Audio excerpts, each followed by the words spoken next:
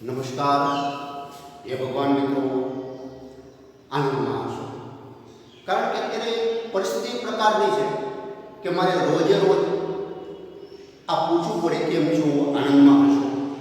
Corona કાળ છે, ગમે ત્યારે કોઈને મળો તો પહેલાં એ પૂછવું તબિયત પાણી કેવું છે, ઘરના બધાને તબિયત સારી છે. મિત્રો અત્યારે પરિસ્થિતિ જે પ્રકારની જેમાં આપણે શું કરી શકીએ? કોઈ વાંધો નહીં, સાવચેત રહેશું આપણે. હવે મિત્રો આજે ધોરણ 10ની અંદર તમે ભણેલા સ્વાધ્યાય છે એ આપણે લેશું. તમે 10મા ધોરણની અંદર ત્રિકોણમિતિ સ્વાધ્યાય શીખેલા છો. આ જ વસ્તુ આપણે અત્યારે રિપીટ કરશું, રિવિઝન કરશું. તો મિત્રો સૌપ્રથમ તો કોઈ પણ વસ્તુ હોય, મેં તમને અગાઉના વિડીયોમાં કીધું, આ વખતે ફરીથી હું કહું છું કે આ જે સ્વાધ્યાય છે એ પેલા સ્વાધ્યાયનું નામ શું છે, નામનો અર્થ આવડતો હોવો જોઈએ અને સ્વાધ્યાયનો ઉપયોગ ક્યાં થાય છે એ પણ આપણને ખબર હોવી જોઈએ. જો મિત્રો આ વસ્તુની આપણને ખબર ન હોય તો ભવિષ્યમાં આપણને તકલીફ થવાની છે, અથવા ક્યારેય કોઈ પૂછે તો આપણને મુશ્કેલી ન પડે એ જોવાનું આવે. હવે મિત્રો ત્રિકોણમિતિ એટલે શું? ત્રિ એટલે 3, કોણ એટલે ખૂણો, મિતિ એટલે માપન, માપવું. ત્રિ એટલે 3, કોણ એટલે ખૂણો, માપન એટલે માપવું. 3 ખૂણાવાળી આકૃતિનું માપન એટલે ત્રિકોણમિતિ. બસ, બીજું કંઈ નથી. 3 ખૂણાવાળી આકૃતિ. હવે મિત્રો જુઓ, 3 ખૂણાવાળી 3 આકૃતિ થાય છે, એ તમને ખબર છે. એ હું તમને લઉં છું. જુઓ, સૌપ્રથમ લઉં તો આ જે આકૃતિ છે એની આપણે ચર્ચા કરીએ.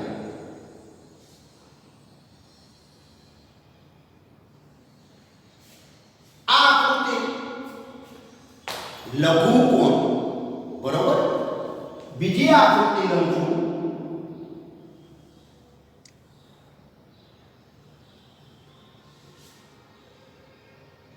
આકૃતિને આપણે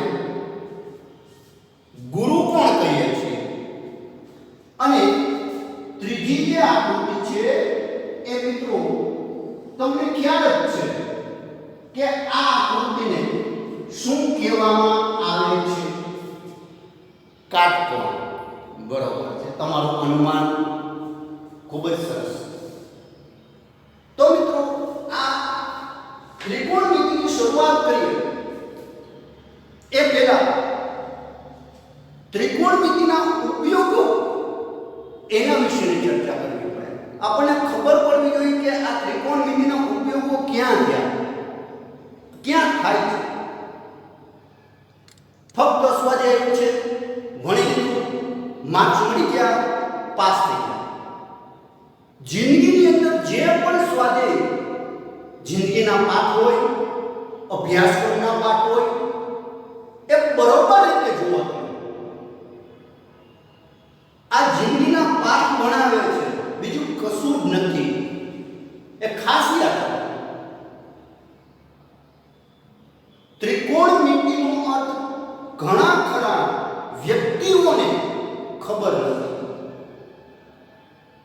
મારા જે શિક્ષક મિત્રો છે, એક વખત અહીંયા ઇન્ટરવ્યુ દેવા આવેલા, ડેમો આપતા હતા. હું, માનનીય જયેશ સર અને આપણા સ્વર્ગસ્થ પ્રિન્સિપાલ શ્રી નયન સર હાજર હતા. ત્યારે એ શિક્ષક મિત્રએ ત્રિકોણમિતિ ચાલુ કર્યું. તો પહેલો જ પ્રશ્ન મેં પૂછ્યો કે સર ત્રિકોણમિતિનો ઉપયોગો જણાવો, 1 થી 2 ઉપયોગો. તો મિત્રો એને ખબર જ ન પડી ત્રિકોણમિતિનો ઉપયોગો ક્યાં.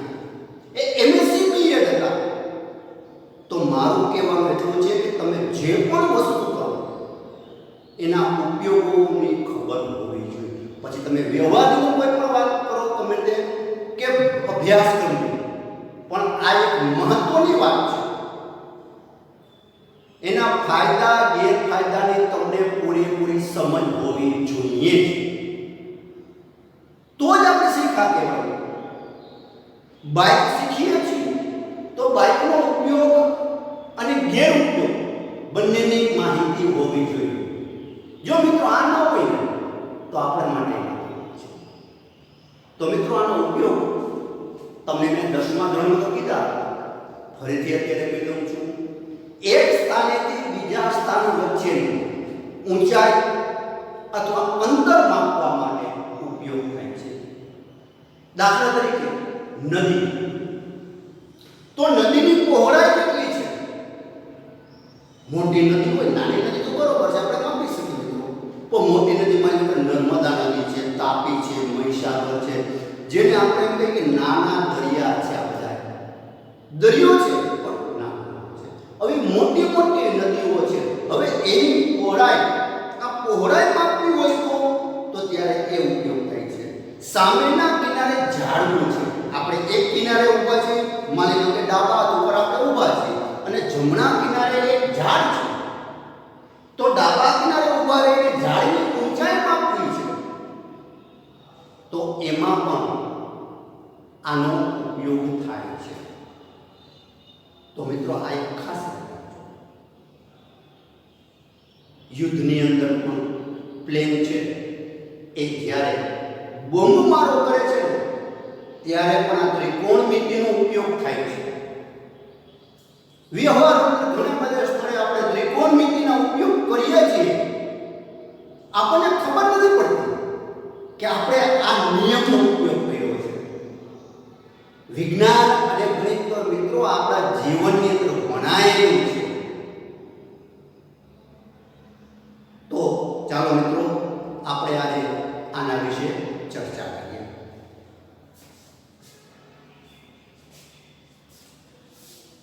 હવે મિત્રો આ ત્રિકોણમિતિના એક આજે અને એક આવતીકાલે એમ 2 વિડીયો હું તમને આ એક જ ચેપ્ટરના આપીશ, કારણ કે આ ભવિષ્યમાં તમને ખૂબ જ ઉપયોગી છે. માની લો કે તમે ગ્રેજ્યુએશન કરો, ધોરણ 12 પછી બીએસસી એમએસસી કરો, તો એની અંદર આવે છે સ્વાધ્યાય અને આપણે એને માટે ખૂબ ઉપયોગી છે. એટલા માટે હું આના 2 વિડીયો તમને બતાવીશ. એક આજે વિડીયો, એક નેક્સ્ટ ટાઈમ પાછો વિડીયો છે એ તમને બતાવીશ. તો ચાલો મિત્રો આના વિશે આપણે ચર્ચા કરીએ. હવે જુઓ, આ એક કાટકોણ ત્રિકોણ છે. આ કાટકોણ ત્રિકોણની અંદર આપણે ખૂણાઓના નામ આપીએ A B C. આને સામેની બાજુ એવું નામ આપો, આને પાસેની બાજુ, ને આ આપણને ખબર છે કર્ણમાળા. મહાભારતનો કર્ણ, મહાભારતના કર્ણ ઉપર જ યાદ રાખવાનું છે. આપણને ખબર છે કે આ કાટકોણ ત્રિકોણમાં 3 બાજુની અંદર આ જે છે બાજુ કર્ણ એ સૌથી મોટી બાજુ હોય. તો યાદ કઈ રીતે રાખવું? એને યાદ રાખવા માટે બીજું કઈ શું નથી મિત્રો. મહાભારતમાં જેમ 5 પાંડવો કરતા કર્ણ મોટા હતા, એવી રીતે આ બધા પાંડવો કરતા આ કર્ણ મોટો હોય જ. બસ સિમ્પલ છે. આ બેનું માપ હોય એના કરતા આનું માપ હંમેશા મોટું હોય જ. આ મહાભારતના કર્ણ કેમ? હવે એના ઉપરથી જુઓ, સામેની બાજુ, પાસેની બાજુ અને કર્ણ. તો મિત્રો હવે આપણે sin થીટા જુઓ, sin થીટા લઈએ તો એની અંદર શું થશે એ જરા આપણે નજર કરીએ. અહીંયા આકૃતિ દોરું છું, જેથી કરીને આ બાજુ જગ્યા વધે મિત્રો ત્યાં તમને રફ કામ પણ કરી શકું અને તમને ખ્યાલ આવશે વધારે. આ A B અને C આ સામેની બાજુ આ પાસેની બાજુ આ કોર્નર હવે સૌપ્રથમ sin થીટા થીટા એટલે ખૂણાનું માપ થીટા મીન્સ ખૂણાનું માપ પછી તમે થીટા આલ્ફા બીટા ગેમા કોઈ પણ નિશાની લખી શકો છો એવું નથી ફરીથી પ્રશ્ન થાય કે આલ્ફા બીટા થીટા ગેમા આ શું છે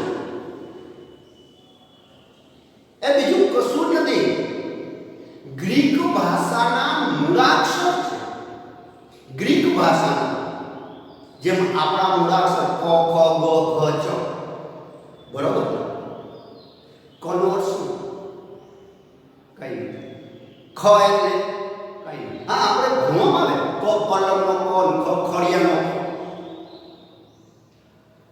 તમને ખબર હોય તો આપણા ગુજરાતનું પાટનગર ગાંધીનગર એની અંદર રોડના નામ આપ્યા છે ક ખ ગ ઘ ચ છ એવી જ રીતે તમે પણ અહીંયા આ જો ગાંધીનગરનું વિચાર કરો ઘરો ચ છ એટલે શું છે નું કોઈ નહીં એ તો એમ ખાલી એની નિશાની બતાવવા માટે જ મિત્રો આનો ઉપયોગ કરવામાં આવે છે બીજું કશું નથી તો sin થીટા એટલે સામેની બાજુ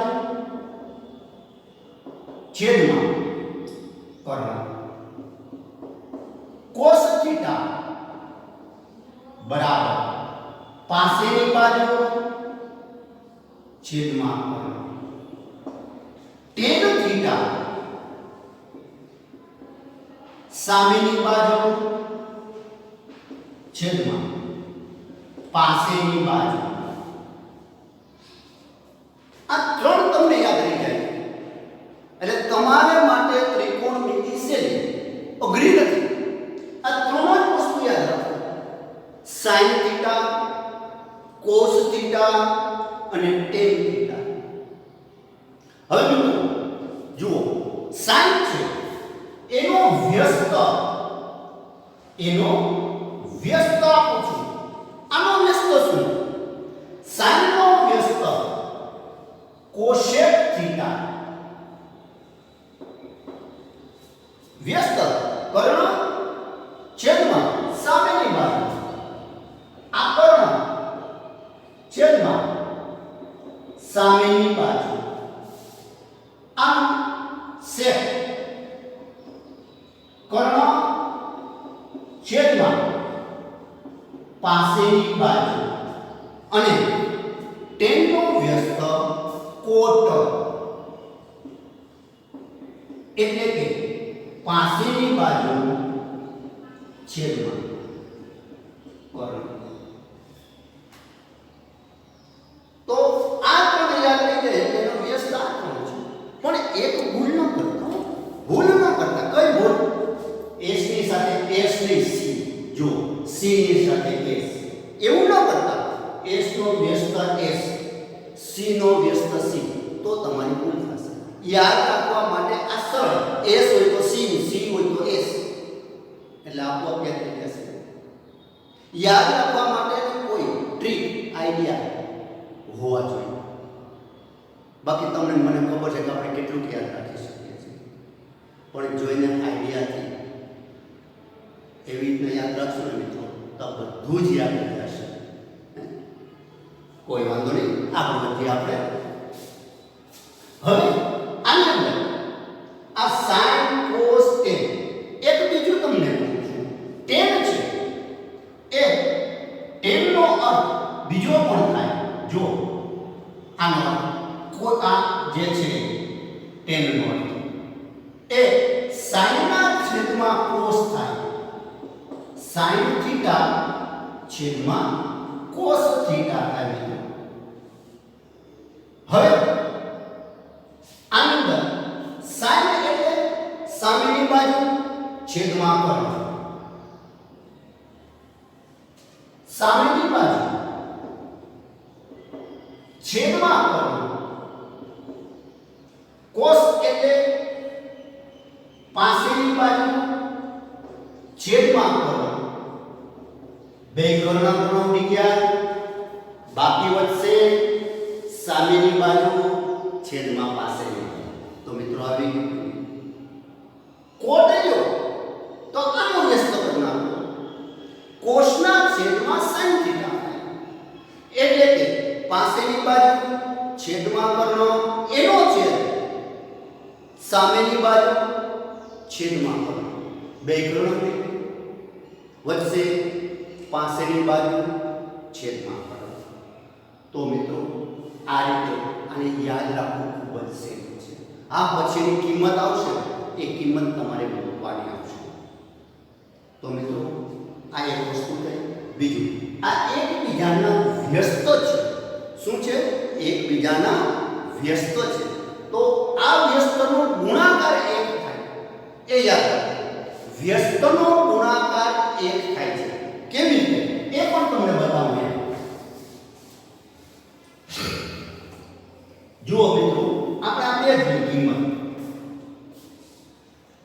sin થીટા cos થીટા. હવે તમે વિચારશો કે સરે હમણાં કીધું કે sin થીટા અને cosec થીટા એનો ગુણાકાર 1 થાય. આ 1 કેમ થાય? તમને સાબિત કરી બતાવું. sin થીટા ગુણ્યા cosec થીટા બરાબર 1. મિત્રો આ બેનો ગુણાકાર કરો તમને જવાબ મળશે. sin એટલે સામેની બાજુ છેદમાં કર્ણ. એવી જ રીતે cosec એટલે કર્ણ છેદમાં સામેની બાજુ. જો છેદ ઉડાડે, ઉડતા હોય તો ઉડાડો, ઉડે જ છે. સામેની બાજુ